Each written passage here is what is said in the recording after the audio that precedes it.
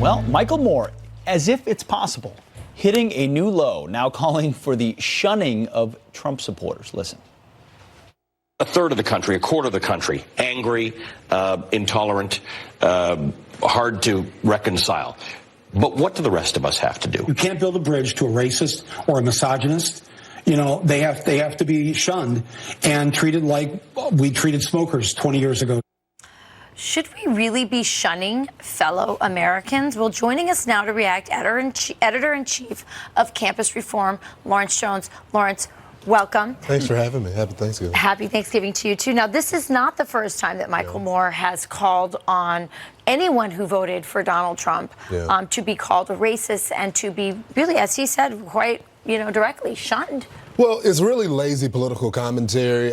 Most people would try to figure out what went wrong, especially after you had a true-term black president that got a lot of these counties to vote for him. A lot of these congressional districts went for Barack Obama. Sure. And instead of trying to figure out what happened, what message didn't sell, these guys go to the identity politics. And this is really the stuff that we've been reported on at the Leadership Institute's Campus Reform on the college campuses, where if you have a MAGA hat, they demonize you. If you support the president, they assault you. These are people that don't want to get into your political ideology and have an actual debate. I have liberal friends, and we have debates over Thanksgiving tables and all that. And they don't call me names and all that. But these people are so lazy. They don't want to get into that. They just would prefer, because it's lazy, to demonize you. Well, Lawrence, our viewers can't see it, but I see your cufflinks. They're the state flag of Texas. Oh, Texas. They're beautiful. Yeah, thank you. A lot of people in that state supported President Trump, support maybe affirming, upholding our border. Yet Michael Moore and others on the left, to your point, want to strip down their identity and say, no, you're just racist. Yeah, because they don't want to discuss the issues. Look, for a long period of time, the identity politics that the left have used, it worked. A lot of people were afraid to do it. And so you see them freaking out right now because the American people are starting to vote for pocketbook issues, securing the border. They want their health care reform, issues that actually affect their day-to-day basis. And so that's why you see a white guy like Michael Moore using identity politics when he really doesn't relate to a lot of the identities that he's supposed to be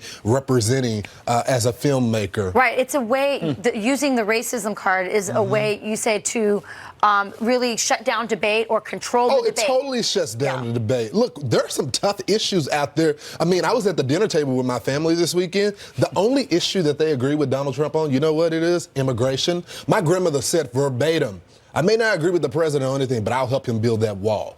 That's something that we can find compromise on and discuss. But again, they would probably call her racist. Well, I'm guessing your grandmother is not a white lady. No, right? she is. I mean, why can't these issues cross the visual and of course, identity if the president were to hear me say this, he would try to find some way to bring her down and talk about these issues because he's a bridge builder. He's not going to play this out. He finds the issues that you can have compromise with him on, and he discusses those. That's why you got Kanye and a lot of other people that wouldn't traditionally vote for a Republican talking with the president. This president is not an ideologue.